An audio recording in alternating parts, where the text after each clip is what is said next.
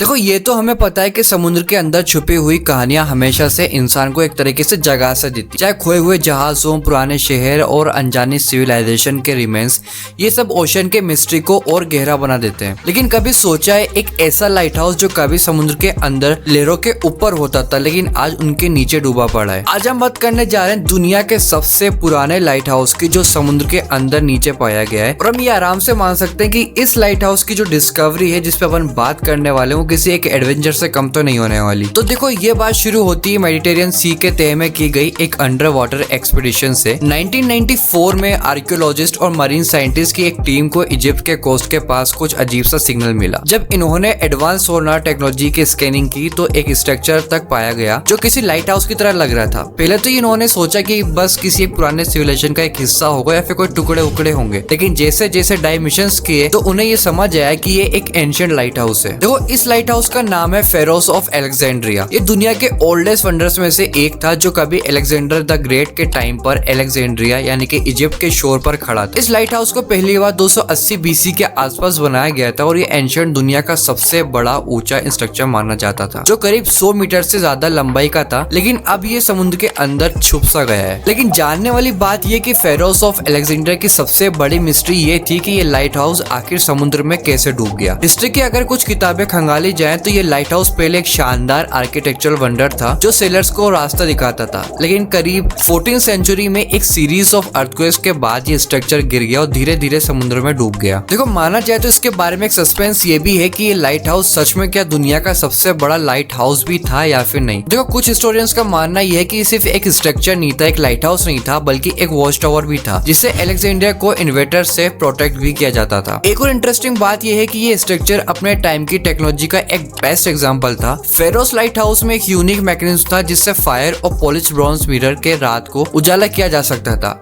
दिन के टाइम पर ये मिरर सनलाइट को रिफ्लेक्ट करके शिप्स को गाइड करते थे। इस तरीके का लाइट हाउस उस समय में कोई आम बात नहीं थी और इसने एंशिएंट दुनिया में नेविगेशन और मरीन टाइम ट्रेड को एक नए लेवल पर लेके गया। देखो जब आर्कियोलॉजिस्ट ने अंडर वाटर एक्सप्लोरेशन शुरू की तो उन्हें कुछ मैसिव स्टोन्स और कॉलम्स मिले जो क्लियरली इंडिकेट करते थे कि किसी बड़ी स्ट्रक्चर का हिस्सा है। डाइव टीम्स ने कुछ परफेक्टली कट ब्लॉक्स भी निकाले जो लाइट हाउस की फाउंडेशन के पार्ट भी लग रहे थे। साथ ही उन्हें कुछ पुराने स्टेचूज और स्कल्पचर्स भी मिले जो पहले लाइट हाउस के एंट्रेंस पर लगे हुए होते थे। फेरिस की मिस्ट्री को समझने के लिए कई बार अंडर वाटर एक्सपीडिशंस भी किए गए जिसमें डाइवर्स ने इस एंशिएंट लाइट हाउस के बचे कुचे पार्ट्स को इन्वेस्टिगेट भी किया। देखो साइंटिस्ट का ये मानना था कि इस जगह पर अर्थक्वेक काफी ज्यादा होते थे उस टाइम पर और इसी वजह से ये लाइट हाउस समुद्र के अंदर डूब गया। एक सस्पेंस ये भी है कि कई लोग आज तक ये मानते हैं कि फेरोस का कुछ हिस्सा अब भी समुद्र के अंदर इंटैक्ट पड़ा हो सकता है, लेकिन अब तक जो डिस्कवरीज हुई है उसमें से ज्यादा हिस्सा सिर्फ बेस और लोअर स्ट्रक्चर का ही मिला है। देखो ये बात तो हमें कहनी पड़ेगी कि फेरोस लाइट हाउस के आसपास का जो एरिया है वो एक आर्कियोलॉजिकल ट्रेजर सा बन गया है। यहाँ के रिलिक्स और रिमेन्स हिस्टोरियंस और मरीन आर्कियोलॉजिस्ट के लिए एक गोल्ड माइन से कम नहीं है। इस रीजन में अब तक कई प्राइसलेस आर्टिफैक्ट्स मिले हैं जो एंशिएंट इजिप्शियन सिविलाइजेशन के बारे में नई नई बातें बताते हैं। वहीं अगर वहाँ के लोगों की बात करी जाए तो इस जगह को कुछ लोग एटलांटिस ऑफ द मेडिटेरियन के नाम से भी कहते हैं क्योंकि ये कोई एक खोई हुई वर्ल्ड की तरह है जो समुद्र के नीचे छुपी हुई बैठी। जब भी कोई डाइवर्स यहाँ जाते हैं उन्हें पुराने शहर की दीवारें, स्टेच्यूज और कई आर्कियोलॉजिकल